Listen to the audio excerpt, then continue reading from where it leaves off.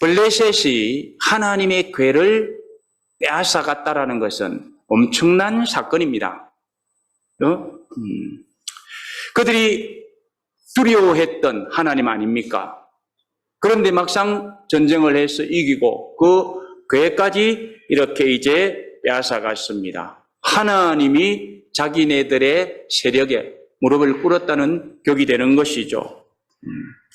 아마도 이제까지의 싸움에서 많은 전리품을 얻었을 것입니다만은 이번 싸움에서 이 하나님의 궤까지 빼앗아가지고 갔다라는 것은 전에 있었던 어떤 전리품보다도 더 큰 것을 얻었다고 그들은 생각하면서 아마 기뻐했을 것입니다. 자, 그래서 이제 하나님의 궤를 빼앗아가지고 어떻게 하게 됩니까? 우리가 이제 읽지 않았지만 앞부분을 좀 들여다볼 필요가 있습니다. 사무엘상 5장 1절 말씀에 보면은 그들은 그 빼앗은 하나님의 궤를 이제 가지고 어디로 가느냐 하면은 아스돗이라는 곳으로 갔던 것을 보게 됩니다. 자, 지도를 한번 보십니다. 지도를 보면은 이제 에베네셀에서 궤를 빼앗아 가지고 아스돗으로 내려갔습니다. 상당히 먼 길까지 이제 가게 되는 것입니다. 여기서 말하는 아스돗은 우리가 사도행전 8장 40절 말씀에서 보면은 아소도라고 불렀던 것을 봅니다. 자, 그렇다면 이 블레셋 사람들이 하나님의 궤를 빼앗아 가지고 왜 저 먼 곳 아스돗까지 갔겠느냐는 것입니다. 그 이유는 이 블레셋 사람들이 섬기던 다곤 신전이 저 아스돗에 있었기 때문입니다. 그래서 이제 하나님 우리가 좀 두려워했는데 하나님 별것 아니구나. 역시 우리가 섬기는 다곤신이 최고야. 그래서 그들이 빼앗은 하나님의 법궤를 다곤 신전에 바치기를 원하는 거죠. 예물로. 그래서 아스돗으로 갔습니다. 자, 따라서 사무엘상 5장 2절 말씀에서 보면은 뭐라고 말합니까? 그 블레셋 사람들이 다곤 신전에 가서 하나님의 궤를 다곤 곁에다가 잘 이렇게 이제 예물로 드렸다고 말씀을 하고 있습니다. 네, 그러면서 어떻게 했겠습니까? 역시 다곤신 최고야. 그죠? 그러면서 아마 다곤신을 칭송했을 것입니다. 자, 그런데 이제 어떤 일이 벌어집니까? 3절에서 보시면은요, 아스돗 사람들이 이튿날 일찍이 일어나서 보니 다곤이 여호와의 궤 앞에서 엎드려져 그 얼굴이 땅에 닿았다. 이렇게 말합니다. 전혀 생각하지 못했던 일이 발생한 것이죠. 그러나 그들은 별로 다른 생각을 하지 않은 것 같습니다. 왜 엎드려졌지? 하고는 그 엎드려진 다곤신을 다시 이렇게 세워놓았다고 하지 않습니까? 그런데 이제 4절에서 보면은 그 이튿날에 또 어떤 일이 났는가 하는 것을 보여줍니다. 다곤이 여호와의 궤 앞에 또 엎드려졌어요. 또 엎드려졌는데 이번에는 어떻게 됐어요?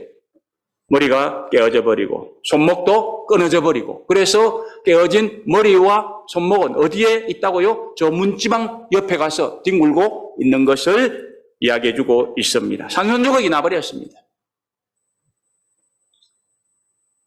어째서 이런 일이 있습니까? 하나님이 이런 역사를 나타낸 것 아닙니까? 그들은 다곤신이 최고라고 믿었습니다. 그런데 하나님께서는 당신네들이 믿고 있는 다곤이 최고가 아니고 나 하나님이 유일한 신이고, 그렇기 때문에 나 하나님만 섬길 대상이지 다곤은 손으로 만든 것이라 가르쳐 주는 것이죠. 그래서 처음에 다곤신을 엎드렸는데 이 블레셋 사람들이 깨닫지 못하니까 이번에는 좀 더 심하게 하나님께서 징조를 보여주시는 것입니다. 그래서 다곤신이 넘어지게 하고 이제는 목도 부서져 나가고 팔들도 잘리고 이렇게 되게 했더라는 것입니다. 경고죠. 하나님의 경고입니다. 자, 그러면 이제 이 블레셋 사람들, 아스돗 사람들은 어떻게 해야 됩니까? 깨달아야죠. 이 하나님은 우리가 섬기는 다곤신보다도 더 위대한 신이구나. 그러므로 우리가 이제 다곤신을 섬길 것이 아니라 하나님은 섬겨야지 하고 무릎을 꿇어야 맞는 것입니다. 그런데 그들은 아직도 깨닫지 못합니다. 그래서 여호와 하나님을 두려워한 것이 아니라 어떻게 해요?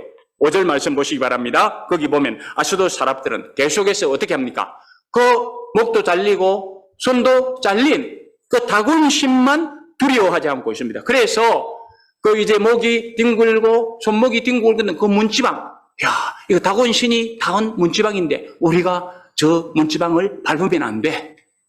그러면서 여전히 다곤신만 두려워하고 있는 것을 볼 수가 있습니다. 자, 그래서 이 6절 말씀 한번 보세요. 보시면은 여호와께서는 독한 종기의 재앙으로 아스돗과 그 지역을 쳐서 망하게 하였다. 이렇게 말합니다. 무슨 말씀입니까? 처음에는 엎드러지기만 했습니다. 그 다음에는 어떻게 해요? 엎드러졌을 뿐만 아니라 머리도 깨지고 손도 잘려나가게 했습니다. 그런데 아직 깨닫지 못합니다. 그러니까 이제 하나님께서 어떻게 합니까? 그 다곤신만 치는 것이 아니고 그 다곤신을 섬기는 사람들을 치는 거죠. 그래서 이 사람들이 독한 종기로 인해 가지고 막 앓고 죽어나가는 그런 재앙을 만나게 했더라는 것입니다. 자, 여기서 우리가 생각하는 것이 무엇입니까? 하나님을 깨닫지 못하는 자, 하나님을 대적하는 자, 하나님의 뜻을 거역하는 자들에게는 하나님께서 은혜와 복을 주시는 것이 아니라 어떻게 한다고요? 징벌을 내린다. 재앙을 내린다. 하는 것을 분명히 볼 수가 있습니다. 그들이 깨닫지 못하고 계속해서 하나님의 뜻을 거역할 적에는 점점 더 가중한 재앙을 당하게 되더라. 이 사실을 성경은 분명히 보여주고 있습니다. 그렇기 때문에 하나님을 거역하는 사람들, 잘못 행하는 사람들, 하나님의 영광을 짓밟는 사람들은 어떻게 해요? 빨리 깨달아야 되는 거죠. 빨리 깨닫고 우리가 이렇게 사는 것이 잘못이구나. 이러니까 하나님께서 기뻐하지 않는 거구나. 재앙을 내리시구나 하는 것을 깨닫고 회개하고 하나님께 돌아와야 되는데 이 블레셋 사람들, 아스돗 사람들은 그러지 않고 다곤만 두려워하다가 결국은 이제 독종 재앙까지 만나서 죽어나가게 됐다는 것입니다. 그러면 이제 어떻게 해야 됩니까? 그러면 이제 우리 같으면은 하나님 앞에 무릎 꿇고 그 하나님을 의지하고 섬겨야 되겠죠. 그런데 7절 보시기 바랍니다. 아스돗 사람들이 이를 보고 이르되 이스라엘 신의 그를 우리와 함께 있지 못하게 할지라 그의 손이 우리와 우리 신 다곤을 친다 하고 이렇게 말씀합니다. 이게 무슨 말씀입니까? 조금 전까지는 자신들이 섬기는 다곤신이 최고의 신인 줄 알았어요. 그런데 이제는 독종 재앙까지를 만나고 보니까 생각이 이제 바꿔지는 거죠. 이제 깨달음이 옵니다. 다곤신이 최고가 아니고 이 다곤신보다 조금 더 저 여호와가 세구나. 이 사실을 이제 알았어요. 그죠? 그래서 그가 손으로 우리를 친다라는 까지를 알았습니다. 그런데 그들은 어떻게 합니까? 그러면은 우리가 섬기는 다곤신보다 더 능하신 하나님이여 우리에게 이제는 은혜 베푸소서. 우리가 이제 당신이 최고이신 줄 알고 당신만 의지하고 살겠습니다. 이러면 되는데 이러지를 않고 어떻게 합니까? 그들은 이제는 여호와가 더 높으신 하나님이라는 것을 깨달았지만은 그 하나님을 의지하고 섬기고 그분으로부터 은혜를 입고 살려고 하는 것이 아니라 어떻게 해요? 이스라엘의 신의 궤를 우리와 함께 잊지 못하게 할지라 이렇게 말씀하더라는 것입니다. 우리는 뭐라고 말합니까? 하나님이 함께 주어야 된다고 말하지 않습니까? 그죠? 그분이 임마누엘 해주셔서 우리의 삶을 이끌어 주시고 인도해 주셔야 된다고 이야기하지 않습니까? 그래서 그분을 바라보고 의지하잖아요. 그런데 이 블레셋 사람들, 이 아스돗 사람들은 어떻게 합니까?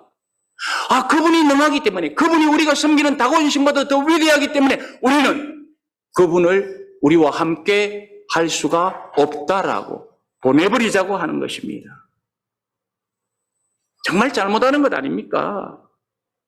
하나님은 능하신 하나님이십니다. 하나님은 은혜와 복을 주시는 분이십니다. 그러므로 그 하나님을 의지하면서 지금 자기네들에게 내린 재앙이 이제 떠나가도록 그 하나님 앞에 무릎 꿇고 은총을 구해야 되는데 그러지를 않고 여호와의 궤를 어디론가 보내버리겠다. 너무 잘못한 것이죠. 따라서 그들은 어떻게 합니까? 사무엘상 5장 8절 말씀 상반절 보십니다. 거기를 보시면 블레셋의 모든 방백들을 모읍니다. 그러면서 우리가 이스라엘 신의 궤를 어떻게 하면 좋겠습니까? 하고 물어봅니다. 심각하게 물어보는 것이죠. 그러자 8절 하반절 말씀에서는 뭐라고 말씀합니까? 그 방백들은 이스라엘의 신의 궤를 가드로 옮겨가라. 이렇게 말씀해주고 있습니다. 아스돗에서 이렇게 재앙이 있으니까 이제 가드로 옮겨가면은 어쩔지 모르니까 가드로 옮겨가라. 그러니까 그 사람들 급하잖아요. 그러니까 얼른 이 궤를 또 어디로 옮깁니까? 가드로 옮겨가는 것을 볼 수가 있습니다. 자, 그러면 이제 아스돗에서 가드로 옮겨가니까 또 지도를 한번 보아야 되겠죠. 어떻게 옮겨졌는가 한번 보시기 바랍니다. 예, 하나님의 궤가 이제는 저쪽으로 이렇게 이동하는 것을 볼 수가 있습니다. 자, 그런데 이제 아스돗에서 하나님의 궤가 가드로 옮겨지고 그리고 난 이후에 모든 것이 다 해결됐나요? 독종도 그쳤나요? 사무엘상 5장 9절 말씀 보시면 그것을 옮겨간 후에 여호와의 손이 심히 큰 환란을 그 성읍에 더하사 성읍 사람들의 작은 자와 큰 자를 다 쳐서 독한 종기가 나게 하신지라. 무슨 말입니까? 오히려 재앙은 더 심해졌다고 말합니다. 그래가지고 이제는 정말로 많은 사람들이 그 독종으로 인해 큰 고통을 당하고 있는 것을 볼 수가 있습니다. 이렇게 되자 그들은 또 어떻게 합니까? 10절 상반절을 보시면 이에 그들이 하나님의 궤를 에그론으로 보내니라. 이렇게 말씀합니다. 자, 아스돗, 그 다음에 가드, 에그론 이런 성읍들은 당시 블레셋의 5대 성읍이 있었는데 이 5대 성읍 중에 아스돗, 가드, 에그론 이런 것들이 다 속하는 것입니다.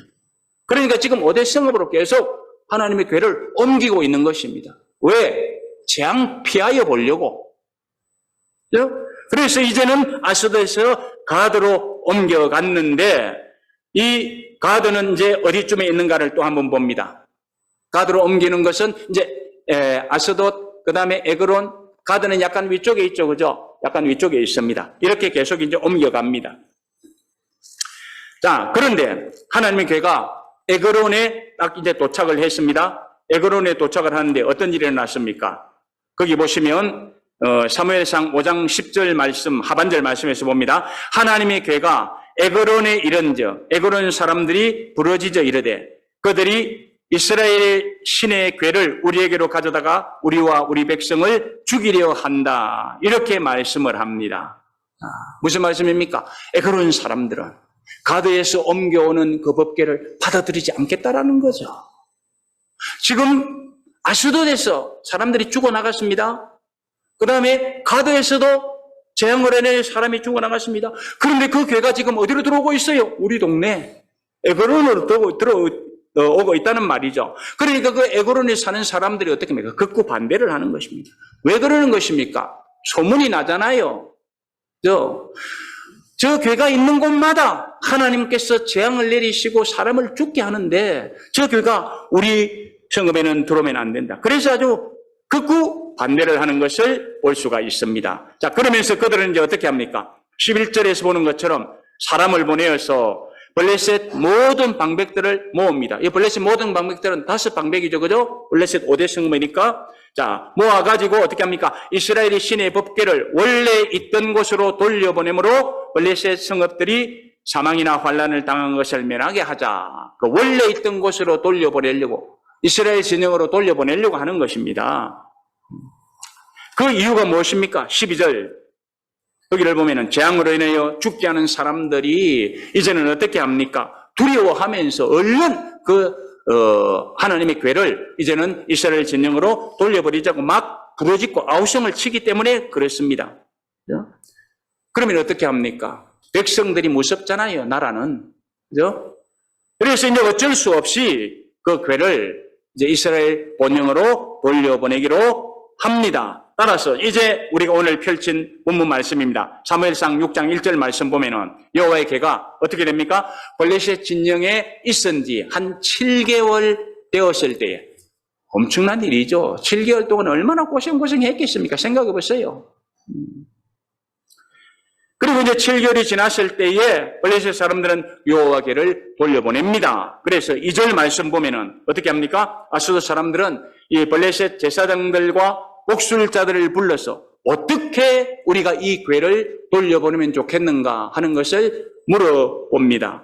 자, 그러자 제사장들, 목술가들 뭐라고 가르쳐 줍니까? 3절 말씀에서 보면은 이스라엘의 신의 궤를 그냥 돌려보내지 말고 속건제를 드려야 한다. 이렇게 말씀을 합니다. 속건제라는 것은 잘못했을 때에 이제 제사를 드리면서 이 제물을 하나님 앞에 드리잖아요. 네, 그것을 이야기하는 것입니다. 그때 드릴 제물을 이야기하는 것이죠. 그래서 이제 4절에서 보면은 뭐라고 말합니까? 블레셋 방백들이 이제 이렇게 그들에게 어떻게 해야 할 것을 가르쳐 주는데 블레셋 방백 수효대로 금독종 5과 금쥐 5마리를 드려야 한다. 이렇게 말씀하는 것을 볼 수가 있습니다. 자, 블레셋은 5대 성읍이라고 말씀을 드렸습니다. 그렇기 때문에 그 5대 성읍에 5방백이 다스리기 때문에 5마리의 금독종 그리고 5마리의 금쥐를 만들어서 이렇게 거기에 이제 싣고 법궤도 함께 해가지고 실려서 이스라엘 진영으로 돌려보내자라는 것입니다. 그런데 여기에서 왜 금쥐를 만들었을까요? 쥐를 만든 이유는 이 사람들이 생각한 거죠. 우리가 지금 당하는 이 전염병, 이것은 쥐로부터 온 것이다. 그렇게 생각을 한 것이죠. 그래서 쥐로부터 와서 우리가 지금 독한 종기를 앓고 있으니까 독한 종기 형상의 5개와 그 다음에 이제 쥐 5마리를 만들어서 법궤와 함께 실려 보내도록 했다라는 것입니다. 자, 그러므로 7절 말씀에 보면은 뭐라고 말합니까? 새 수레를 하나 만들고 멍에를 메어보지 못한 젖나는 소 2마리를 끌어다가 수레를 메우고 송아지를 떼어 집으로 돌려보낸 후에 이제 이것을 실어다가 보내자. 이렇게 말씀을 합니다. 그리고 이제 8절에서 보면은 뭐라고 말합니까? 그 수레에 여호와의 궤와 속건제로 드릴 물건들을 싣고는 베스메스로 보내려고 하였다. 자, 준비가 다 되었습니다. 자, 그러면서 그들이 원칙을 하나를 정합니다. 원칙. 어떤 원칙일까요? 9절에서 그 원칙이 나옵니다. 소가 수레를 끌고 가는 것을 보고 있다가 만약에 소가 궤를 끌고 베스메스로 직행하면 자기들이 만난 재앙은 이스라엘 신이 내린 재앙이고 그렇지 않으면 그 재앙은 우연히 생긴 것이라고 결론을 내리기로 하는 원칙입니다. 여기에서 이 사람들의 마음이 얼마나 강팍한가 하는 것을 보게 됩니다. 지금 그들이 당하고 있는 것은 여호와의 신이 자기들에게 재앙을 내려서 그런 어려움을 당한다는 걸 알고 있잖아요. 아직까지도. 그런데 알면서도 그것을 인정하지 않으려고 하는 것입니다. 그래서 이제 법칙을 정하는 거예요.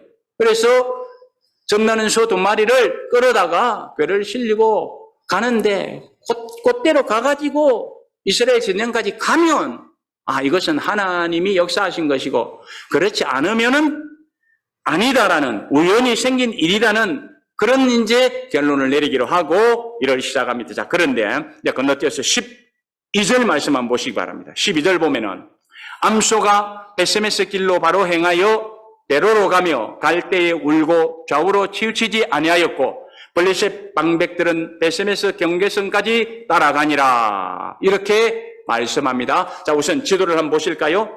자, 지도를 보시면 이제 여호와의 궤가 저렇게 움직였습니다. 아스돗에서 그 다음에 가드로 에그론으로 그리고는 어디로 갔습니까? 일단 베세메스까지 가게 되는 것을 볼 수가 있습니다. 자, 그런데 이제 이 12절 말씀은 아주 중요한 말씀이기 때문에 우리가 좀 더 소상히 살펴볼 필요가 있습니다. 자, 먼저 12절 하반절을 볼까요? 예, 밑을 내리시면 하반절. 블레셋 방백들이 에그론에서부터 베세메스의 갱거까지 소들을 따라가니라. 이렇게 말씀을 하죠. 자, 에그론에서부터 베세메스까지 거리가 얼마나 됩니까? 대략? num진작으로 그 도표 보면은 어떻게 됩니까?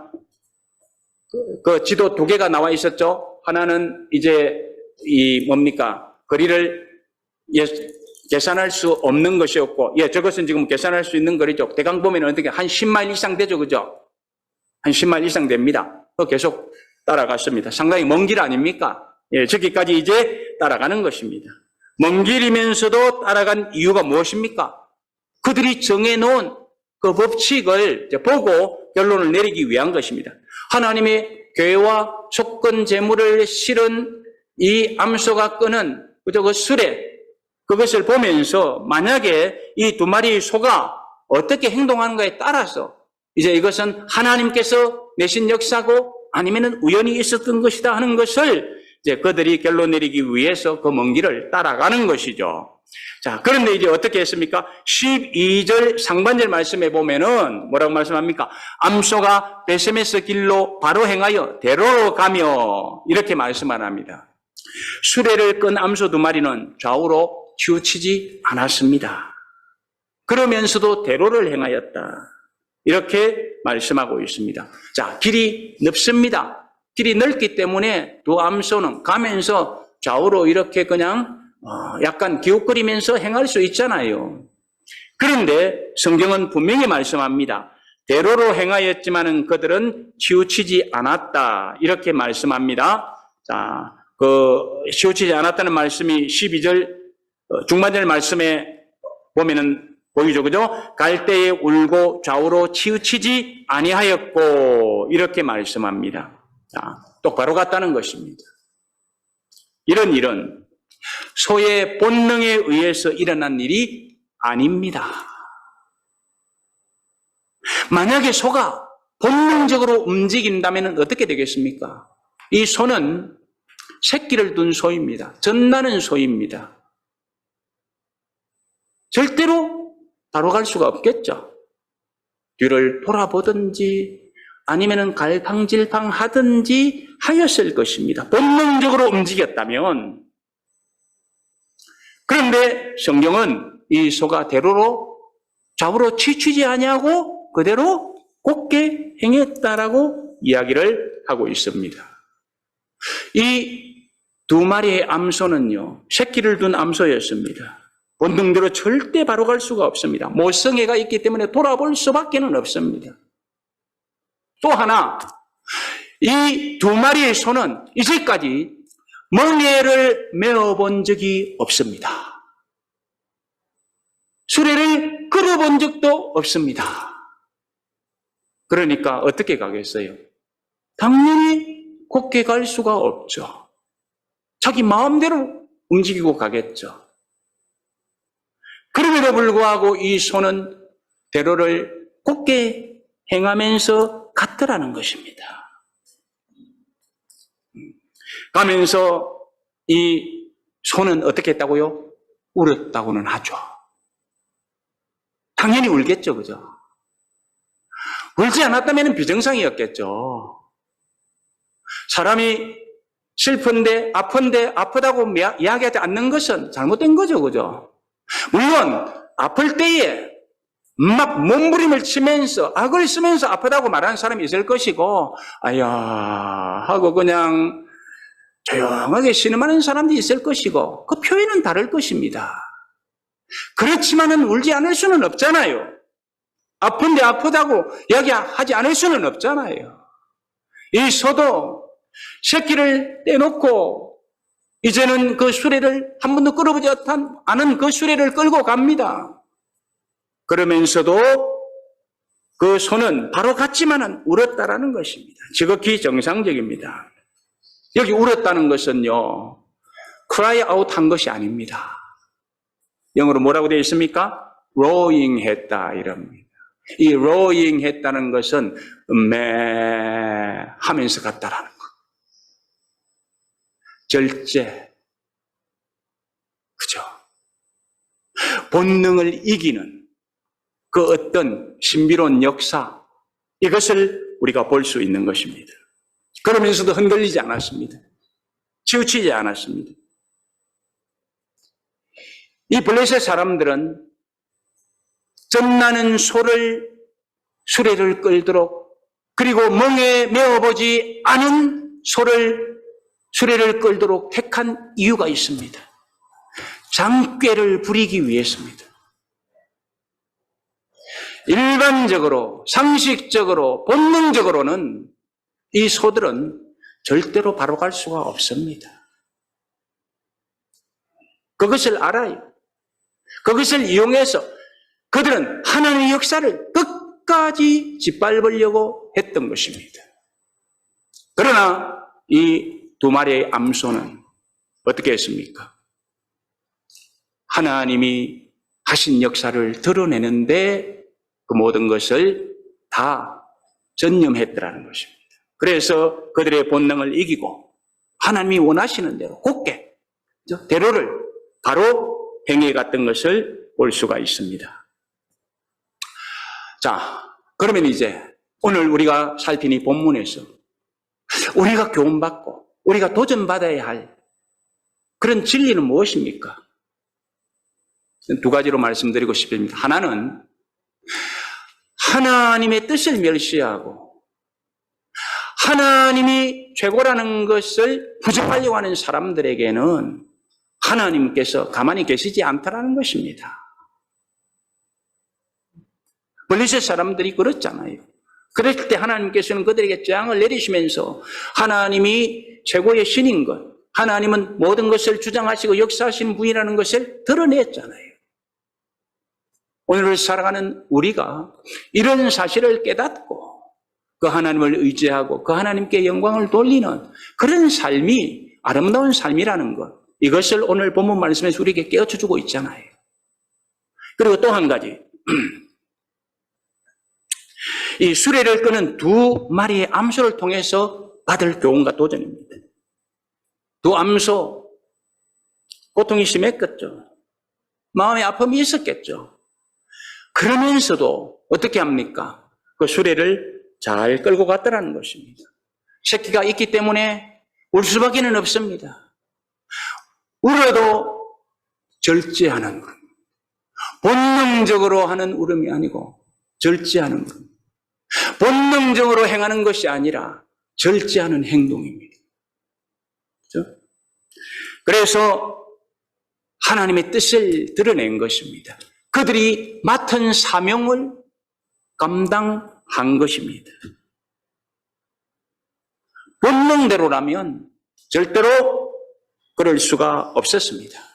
그러나 그들의 본능 억제하고 사명을 감당했던 것을 볼 수가 있습니다. 하나님께서 그 소를 주장하시잖아요. 하나님께 쓰임을 받은 것입니다. 민물이라도 하나님은 쓰시는데 이 암소 두 마리가 하나님의 뜻에 수종들었다라는 것입니다. 우리는 성경에서 또 다른 동물이 쓰임을 받았던 것 우리가 알잖아요. 그죠? 나귀가 어때요? 하나님의 뜻대로 쓰임을 받아서 발람에게 말로 책망한 사건도 있지 않습니까? 하나님은 민물을 쓰실 뿐만이 아니라 돌 향해서도 소리 지르도록 하시는 분 아닙니까? 그렇습니다.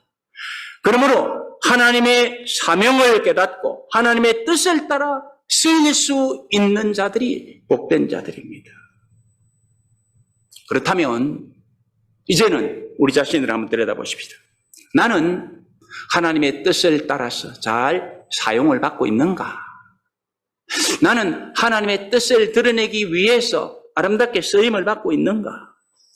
나는 하나님께서 주신 사명을 잘 감당하고 있는가? 이 땅에 살아가는 사람들이 하나님으로부터 사명을 받지 않은 사람은 아무도 없잖아요. 하나님께 받은 사명대로 잘 쓰임을 받고 있는가? 이런 것 우리가 한번 돌아봐야 되지 않겠습니까? 그러기 위해서는 어떻게 해야 될까요? 아, 그렇구나. 내 자아도 좀 내려놓아야 되겠구나. 내 타락된 본성이 나를 자꾸 부추기는 거, 이런 걸 좀 절제해야 되겠구나. 그러기 위해서는 내가 더 성령께 의지해야 되겠구나. 여러분, 우리가 성령께 의지하지 않고 어떻게 우리가 절제하고 내 자아를 내려놓을 수가 있습니까? 그죠? 그래. 내가 좀 더 금년 한 해는 성령께 더 의지하고 그분에게 붙들려서 살아가기를 원하는 그런 마음 자세, 이걸 좀 가져야 되겠구나. 이런 생각을 우리가 하면서 도전을 받아야 될 것입니다. 내 본능대로 움직이면 안 되는구나. 절제해야 되는구나.